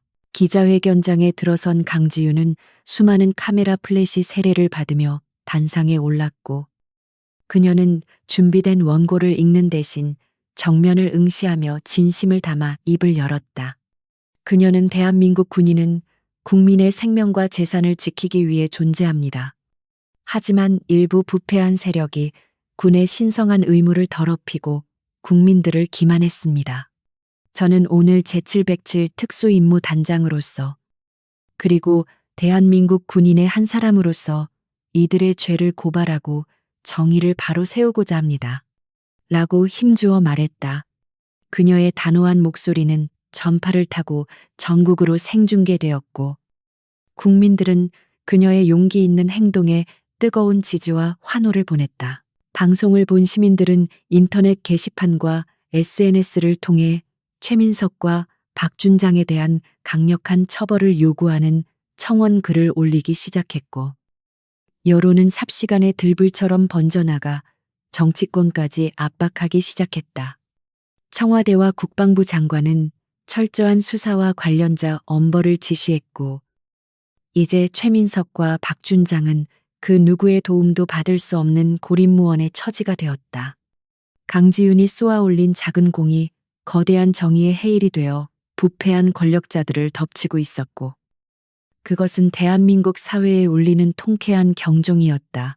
밤이 깊어 강지윤은 다시 부대로 돌아왔지만, 그녀는 피곤한 기색 없이 연병장을 돌며 훈련 중인 대원들을 격려했고, 그들의 땀방울 속에서 자신이 지켜야 할 진정한 가치를 다시 한번 확인했다. 그녀는 하늘을 올려다보며 깊은 숨을 내쉬었고, 비록 몸은 고단했지만 마음만은 깃털처럼 가벼워짐을 느꼈다. 정의는 승리했고, 그녀는 자신의 신념을 지켰으며, 이제 남은 것은 그들에게 법의 심판대 위에서 최후의 판결을 내리는 일뿐이었다. 국방부 검찰단과 민간 검찰의 합동수사본부가 설치된 지 불과 일주일 만에 최민석이 공들여 쌓아올린 거대한 부의 제국은 기초부터 무너져 내리기 시작했고, 그 과정은 마치 썩은 고목이 태풍에 쓰러지듯 처참하고 요란했다. 압수수색을 통해 확보된 이중 장부와 비밀 서버의 데이터들은 그가 지난 10수년간 저질러온 탈세, 횡령, 그리고 군사 기밀 유출의 범죄 사실을 명백하게 증명하고 있었으며, 이는 그 어떤 유능한 변호인단도 방어할 수 없는 확실한 증거들이었다. 언론은 연일 그의 범죄 행각을 대서특필했고, 그동안 그에게 억눌려 지내던 하청 업체들과 피해자들이 용기를 내어 줄줄이 고소장을 제출하면서 수사는 걷잡을 수 없이 확대되었다. 최민석의 건설사는 주식 거래가 정지되고 채권단에 의해 자산이 동결되면서 사실상 부도 처리가 되었고, 그가 자랑하던 강남의 펜트하우스와 고급 외제차들은 모두 경매 처분을 기다리는 신세로 전락하고 말았다. 그의 곁을 지키던 충성스러운 비서들과 임원들은 자신들도 처벌받을까 두려워 서로 책임을 떠넘기거나 잠적해버렸고, 화려했던 그의 주변에는 이제 아무도 남지 않게 되었다.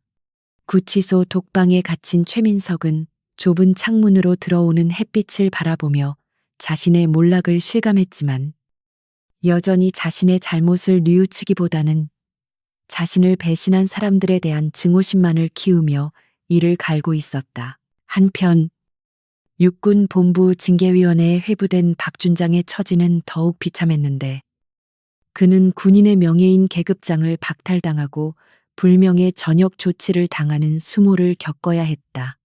평생을 군인으로 살아오며 장군의 지위에 올랐던 그였지만, 탐욕에 눈이 멀어 국가 안보를 팔아먹은 대가는 너무나 가혹했고, 그는 후배 장교들이 지켜보는 가운데 계급장이 뜯겨나가는 치욕을 감내해야 했다. 헌병들에게 양팔이 붙들려 영창으로 끌려가는 그의 뒷모습은 초라하기 그지없었고, 그를 바라보는 동료 군인들의 시선에는 경멸과 안타까움이 교차하고 있었다. 하지만 궁지에 몰린 쥐가 고양이를 문다고 했던가. 최민석은 마지막 남은 자금을 털어 구치소 교도관을 매수하고 외부의 브로커와 접촉하여 탈옥을 계획하는 무모한 도박을 감행하기로 마음먹었다. 그는 자신이 해외로 도피하기만 하면 숨겨둔 비자금을 찾아 재기할 수 있을 것이라는 헛된 희망을 품고 있었고, 이 나라를 떠나 영원히 돌아오지 않겠다는 매국노적인 발상으로 탈출 루트를 모색했다. 폭풍우가 몰아치던 어느 날 밤, 그는 갑작스러운 복통을 호소하며 외부 병원으로 이송되던 중, 미리 대기하고 있던 조폭들의 도움을 받아 호송 차량을 탈취하고 어둠 속으로 사라지는 데 성공했다. 최민석의 탈옥 소식이 전해지자 경찰과 군 당국에는 비상이 걸렸고 주요 도로와 항만, 공항의 검문 검색이 강화되면서 전국적인 수배령이 내려졌다. 하지만 강지윤은 이 소식을 듣고도 전혀 당황하지 않았는데 그녀는 최민석의 심리 상태와 행동 패턴을 완벽하게 분석하고 있었기에 그가 어디로 향할지 이미 예측하고 있었기 때문이었다. 그녀는 최민석이 공식적인 출국 경로가 아닌 과거 밀수업자들과 거래할 때 사용했던 서해안의 폐쇄된 항구를 이용할 것이라고 확신하고 707 특수임무단의 정예 요원들을 이끌고 그곳으로 신속하게 이동했다. 비바람이 몰아치는 서해안의 한 버려진 부두. 칠흑 같은 어둠 속에서 낚싯배의 한 척이 위태롭게 출항 준비를 하고 있었고 그 배의 갑판에는 초조한 표정으로 시계를 들여다보는 최민석이 서 있었다. 그는 거친 파도 소리에 섞여 들려오는 사이렌 소리가 없는지 확인하며 불안에 떨었고 빨리 출발하지 않고 민기적거리는 선장에게 돈다발을 흔들며 고함을 질러대고 있었다. 그의 몰골은 며칠간의 도피 생활로 인해 헝클어지고 더러워져 있었으며 과거에 오만하고 당당했던 CEO의 모습은 온데간데 없고 쫓기는 짐승의 초라한 형상만이 남아 있었다. 배의 엔진이 시동을 걸고 막 밧줄을 풀려는 순간 부두 주변에 설치된 조명들이 일제히 켜지며 눈부신 서치라이트가 최민석과 낚싯배를 비추었고 그와 동시에 어둠 속에서 헬리콥터의 프로펠러 소리가 고막을 찢을 듯이 울려 퍼졌다. 갑작스러운 빛과 소음에 놀란 최민석은 손으로 눈을 가리며 뒷걸음질 쳤고 선장은 공포에 질려 배를 버리고 바다로 뛰어들며 도망치기에 바빴다. 서치라이트 불빛 아래로 레페를 타고 내려온 707 대원들이 순식간에 배를 포위했고 그들의 총구는 정확하게 최민석의 머리를 겨누고 있었다. 헬리콥터에서 내려와 부두에 착지한 강지윤은 천천히 최민석에게 다가갔고 빗물에 젖은 그녀의 전투복과 차가운 눈빛은 마치 지옥에서 온 사자처럼 공포스러웠다. 그녀는 바닥에 주저앉아 덜덜 떨고 있는 최민석을 내려다보며 최민석 씨, 여기가 당신의 종착역입니다. 당신이 갈 수 있는 곳은 오직 차가운 감옥뿐입니다. 라고 냉정하게 선고했다. 최민석은 그녀를 올려다보며 살려달라고 전 재산을 다 주겠다고 비굴하게 애원했지만 강지윤은 싸늘한 표정으로 고개를 저으며 그에게 수갑을 채우라고 지시했다. 최민석은 대원들에 의해 강제로 일으켜 세워지면서도 발악을 멈추지 않았는데 그는 네가 뭔데 내 앞길을 막아. 나는 최민석이야. 내가 누군지 알아라며 허공에 대고 소리를 질러댔다. 하지만 그의 외침은 거센 파도 소리에 묻혀 아무에게도 닿지 않았고 오히려 자신의 비참한 처지를 더욱 부각하는 공허한 메아리가 될 뿐이었다. 강지윤은 그를 호송 차량에 태우기 전 그의 귀에 대고 나직하게 속삭였다. 당신이 누구냐고. 당신은 그저 돈과 권력 뒤에 숨어있던 겁쟁이, 범죄자일 뿐이야. 그게 당신의 진짜 정체야. 다시 체포된 최민석은 이번에는 특수 제작된 독방에 수감되어 철저한 감시를 받게 되었고 그의 탈옥 시도는 오히려 재판에서 가중 처벌의 요소로 작용하여 그를 더욱 깊은 수렁으로 밀어넣었다. 몇 달 후 열린 1심 재판에서 검찰은 그에게 무기징역을 구형했고 법정 방청석은 그의 몰락을 확인하러 온 시민들과 피해자들로 가득 찼다. 판사가 판결문을 읽어 내려가는 동안 최민석은 고개를 숙인 채 미동도 하지 않았지만 그의 떨리는 어깨는 그가 느끼고 있는 절망과 공포를 고스란히 드러내고 있었다. 재판장은 엄숙한 목소리로 피고인 최민석은 자신의 지위와 부를 이용하여 군 고위 관계자를 매수하고 국가 안보를 위협하는 방산 비리를 저질렀으며 무고한 군인과 시민들에게 씻을 수 없는 상처를 입혔다. 또한 반성에 기미 없이 탈옥을 시도하는 등 죄질이 극히 불량하다. 라고 꾸짖었다. 그리고 마침내 이에 피고인 최민석에게 징역 25년을 선고하고 범죄 수익금 전액을 몰수한다. 라는 주문을 낭독하며 의사봉을 3번 두드렸다. 25년이라는 숫자가 법정에 울려 퍼지자 방청석에서는 환호성과 박수가 터져 나왔고 최민석은 다리에 힘이 풀려 그대로 바닥에 주저앉고 말았다. 같은 시각 옆 법정에서 재판을 받던 박준장 역시 징역 15년과 함께 막대한 추징금을 선고받았는데 그는 판결을 듣자마자 오열하며 재판장에게 선처를 호소했지만 이미 늦은 일이었다. 두 사람은 한때 서로의 권력을 이용해 세상을 호령하려 했지만 결국 차가운 감옥에서 서로를 원망하며 남은 생을 보내야 하는 처지가 되었다. 그들의 몰락은 권불신년이라는 옛말을 다시 한번 증명해주는 사례가 되었고 정의가 살아있음을 보여주는 상징적인 사건으로 역사에 기록되게 되었다. 강지윤은 법정 뒷자리에서 이 모든 과정을 조용히 지켜보다가 판결이 확정되자 조용히 자리에서 일어나 법원을 빠져나왔다. 법원 앞 계단에 서서 쏟아지는 햇살을 받으며 그녀는 긴 숨을 내쉬었고 오랫동안 그녀를 짓누르던 무거운 짐이 비로소 내려진 듯한 홀가분함을 느꼈다. 그녀는 하늘을 올려다보며 자신의 행동이 옳았음을 그리고 진정한 힘은 오만이 아니라 책임과 헌신에서 나온다는 것을 다시 한번 가슴에 새겼다. 그녀가 부대로 복귀하기 위해 차에 오르려 할 때 법원 앞을 지나던 시민들이 그녀를 알아보고 다가와 감사의 인사를 전하거나 박수를 보내주었다. 대령님, 감사합니다. 덕분에 세상이 좀 더 깨끗해진 것 같아요. 라는 시민들의 외침에 강지윤은 쑥스러운 듯 미소를 지으며 가볍게 목례로 화답했다. 그녀는 자신이 영웅이 되기를 원한 적은 없었지만 국민들의 신뢰와 응원이 군인으로서 살아가는 가장 큰 보람이자 명예임을 깨닫고 마음이 따뜻해지는 것을 느꼈다. 차에 올라탄 강지윤은 운전병에게 부대가 아닌 국립현충원으로 가자고 지시했고 그녀는 승리감에 도취되기보다는 조용히 자신을 돌아보고 초심을 다잡는 시간을 갖기를 원했다. 차창 밖으로 스쳐 지나가는 서울의 풍경은 여전히 분주하고 활기찼지만 강지윤의 눈에는 이제 그 도시가 지켜야 할 대상이자 희망의 터전으로 더욱 선명하게 다가왔다.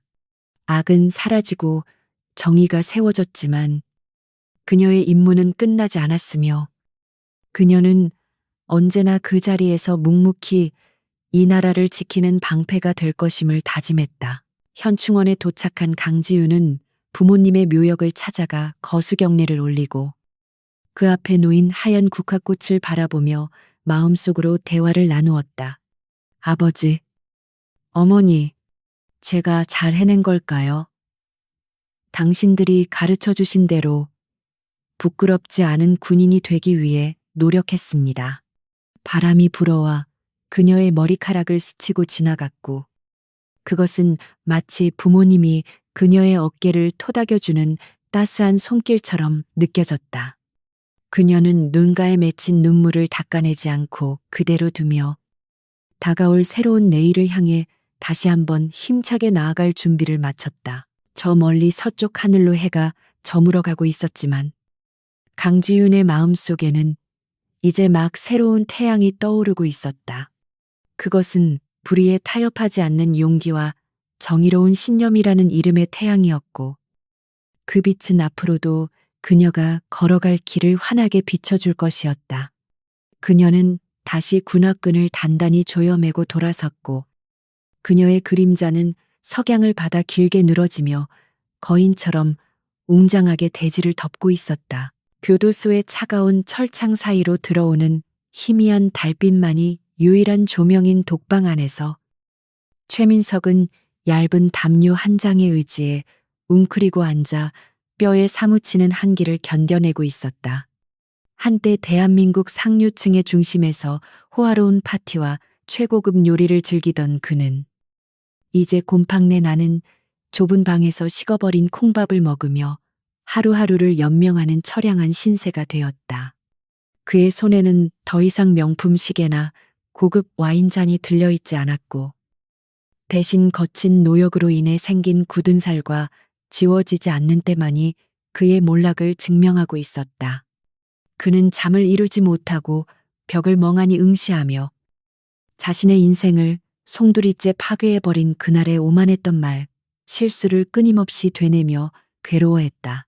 최민석의 뇌리에는 가족 중에 제대로 된 사람이 있기는 한 거냐라고 강지윤에게 내뱉었던 자신의 목소리가 마치 저주처럼 맴돌며 그를 잠 못 들게 괴롭히고 있었다. 그는 이제야 깨달았는데 사실 특별한 배경도 없고 내세울 만한 인격도 없었던 것은 강지윤이 아니라 바로 자기 자신이었다는 뼈아픈 진실이었다. 그는 처남인 박춘장의 권력에 기생하여 몸집을 불려온 기생충에 불과했고 그 숙주가 사라지자마자 아무런 힘도 쓰지 못하고 바닥으로 추락해버린 껍데기뿐인 존재였다. 그는 자신의 무지와 교만이 불러온 이 참혹한 결과 앞에서 뒤늦은 후회의 눈물을 흘렸지만 그 눈물을 닦아줄 사람은 이 차가운 감옥 안에 아무도 없었다. 같은 시각 다른 동에 수감된 박태수 전 준장 역시 잠을 이루지 못하고 있었는데 그는 자신의 어깨에서 빛나던 별이 떨어진 자리를 어루만지며 상실감에 빠져 있었다. 그는 군인으로서의 명예를 저버리고 돈과 타협했던 자신의 과거를 뼈저리게 후회했지만 이미 세상은 그를 부패한 군인으로 낙인 찍었고 다시는 돌이킬 수 없는 강을 건넌 뒤였다. 그는 운동 시간에 가끔 마주치는 최민석을 볼 때마다 끓어오르는 증오심을 참지 못하고 욕설을 퍼부었으며 두 사람은 서로를 파멸로 이끈 원수지간이 되어 감옥 안에서도 지옥 같은 관계를 이어가고 있었다. 그들의 추한 다툼은 다른 수감자들의 조롱거리가 되었고 한때 세상을 호령하려 했던 두 남자의 말로는 그토록 비참하고 초라했다. 계절이 바뀌고 어느덧 따스한 봄바람이 불어오기 시작할 무렵 강지윤이 지휘하는 제707 특수임무단 연병장에는 새로운 활기가 넘쳐 흐르고 있었다.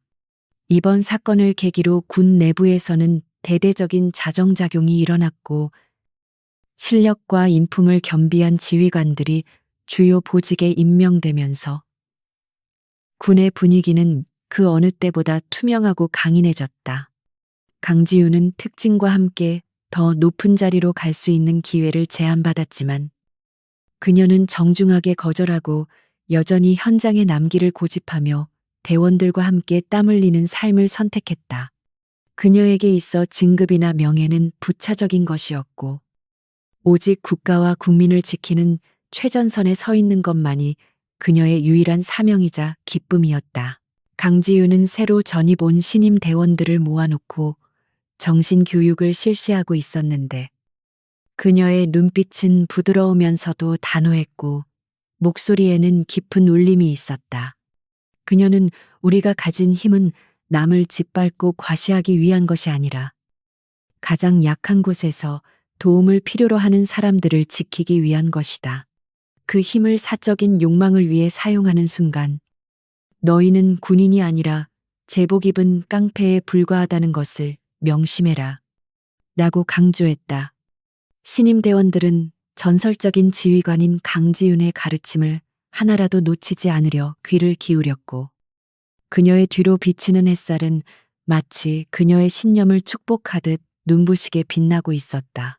교육이 끝나고 휴식 시간이 되자 한해 땐 소희가 조심스럽게 강지윤에게 다가와 질문을 던졌는데 그는 단장님, 그때 그토록 모욕적인 말을 듣고도 어떻게 그렇게 침착하실 수 있었습니까? 저라면 당장 주먹이 나갔을 것 같습니다. 라고 물었다. 강지윤은 옅은 미소를 지으며 먼 산을 바라보았고 잠시 후 나도 인간이기에 화가 났지만 내가 감정에 휘둘려 주먹을 쓰는 순간 나는 그자와 똑같은 수준의 인간이 되는 것이었다. 진정한 승리는 상대를 때려 눕히는 것이 아니라 내가 지켜야 할 원칙과 가치를 끝까지 고수함으로써 상대를 부끄럽게 만드는 것이다. 라고 대답했다. 그녀의 대답은 소희의 가슴에 깊은 깨달음을 주었고 그는 거수 경례를 붙이며 존경심을 표했다. 오후 일과를 마친 강지우는 집무실로 돌아와 창가에 서서 커피 한 잔의 여유를 즐기고 있었는데 창밖으로 보이는 평화로운 부대의 풍경이 그녀의 마음을 차분하게 만들어 주었다. 그녀의 책상 위에는 부모님의 사진과 함께 최근 시민들이 보내온 감사 편지와 응원 메시지들이 수북하게 쌓여 있었다. 그녀는 편지 하나하나를 읽어보며 자신이 걸어온 길이 결코 외롭지 않았음을 확인했고 보이지 않는 곳에서 자신을 응원해주는 수많은 국민들이 있기에 어떤 시련이 닥쳐도 이겨낼 수 있다는 자신감을 얻었다. 그녀는 이 평화가 거저 주어진 것이 아님을 알기에 언제나 깨어있는 파수꾼이 되어 이 땅의 안녕을 지키겠다고 다시 한번 다짐했다. 그때 집무실의 정막을 깨고 비상호출 벨이 요란하게 울리기 시작했고 전광판에는 진돗개 하나 발령을 알리는 붉은색 경고등이 전멸하며 긴박한 상황임을 알렸다. 강지우는 커피잔을 내려놓고 순식간에 눈빛을 바꾸며 전투태세로 전환했고 그녀의 몸은 마치 조건 반사처럼 빠르고 정확하게 움직여 전술조끼와 무장을 착용하기 시작했다. 방송을 통해 작전 상황이 전파되자 부대 전체는 일사불란하게 움직이기 시작했고 대원들은 각자의 위치로 뛰어가며 출동 준비를 서둘렀다. 평화로운 오후는 순식간에 전장의 긴장감으로 뒤덮였지만 그들의 얼굴에는 두려움 대신 결의에 찬 비장함이 감돌고 있었다. 강지우는 베레모를 눌러쓰고 무전기를 챙기며 지휘 통제실로 향하는 복도를 질주했고 그녀의 뒤로는 완전 무장한 대원들이 발소리를 맞추어 따르고 있었다. 그녀는 무전기를 통해 각 팀장의 보고를 받으며 신속하게 작전 지시를 내렸고 그녀의 목소리는 흔들림 없이 냉철하여 혼란스러운 상황 속에서도 부대원들에게 확실한 방향을 제시해 주었다. 헬기장에 도착하자 거대한 수송 헬기들이 로터를 회전시키며 굉음을 내고 있었고 강렬한 바람이 그녀의 옷자락을 휘날리게 했지만 그녀는 꼿꼿이 서서 대원들의 탑승을 지휘했다. 마지막으로 헬기에 오르기 전 강지우는 잠시 멈춰서서 노을이 지는 서울의 하늘을 올려다보았는데 붉게 물든 하늘은 마치 그녀의 뜨거운 심장처럼 타오르고 있었다. 그녀는 이 도시 어딘가에서 평범한 일상을 보내고 있을 시민들을 떠올리며 그들의 소소한 행복을 지키기 위해 기꺼이 자신을 던질 준비가 되어 있었다. 그녀는 과거의 상처와 영광을 모두 뒤로하고 오직 지금 이 순간 자신에게 주어진 임무에만 집중하기로 마음먹었다. 그녀는 가자. 우리가 있어야 할 곳으로 라고 나직하게 중얼거리며 힘차게 헬기에 올랐다. 헬기가 이륙하여 도심의 상공을 가르며 날아가자 강지우는 열린 해치 밖으로 펼쳐진 세상을 내려다보며 깊은 생각에 잠겼다. 세상에는 여전히 최민석처럼 권력을 오남용하는 자들이 존재할 것이고 불의와 타협하려는 유혹은 끊임없이 그녀를 시험할 것이다. 하지만 그녀는 알고 있었다. 진정한 힘은 높은 지위나 막대한 부에서 나오는 것이 아니라 자신의 신념을 지키고 약자를 보호하려는 꺾이지 않는 의지에서 나온다는 사실을 말이다. 그녀는 어둠 속에서도 빛을 잃지 않는 별처럼 언제나 그 자리에서 묵묵히 빛나는 존재로 남을 것이다. 최민석과 박준장이 차가운 감옥에서 죗값을 치르며 잊혀가는 동안 강지훈의 전설은 군을 넘어 사회 전체에 귀감이 되어 사람들의 입에서 입으로 전해지게 되었다. 그녀의 이야기는 단순히 한 군인의 무용담이 아니라 우리 사회가 잃어버렸던 정의와 공정의 가치를 되살리는 불씨가 되었으며 많은 젊은이들이 그녀를 보며 진정한 용기가 무엇인지 배우게 되었다. 그녀는 누군가의 딸이자 누군가의 이웃, 그리고 대한민국을 지키는 가장 든든한 방패로서 영원히 기억될 것이다. 헬기가 작전 지역을 향해 어둠 속으로 사라져가는 모습을 끝으로 강지윤의 이야기는 막을 내리지만 그녀의 전쟁은 아직 끝나지 않았다. 그녀가 존재하는 한 대한민국은 안전할 것이며 그 어떤 어둠도 그녀가 내뿜는 정의의 빛을 가릴 수는 없을 것이다.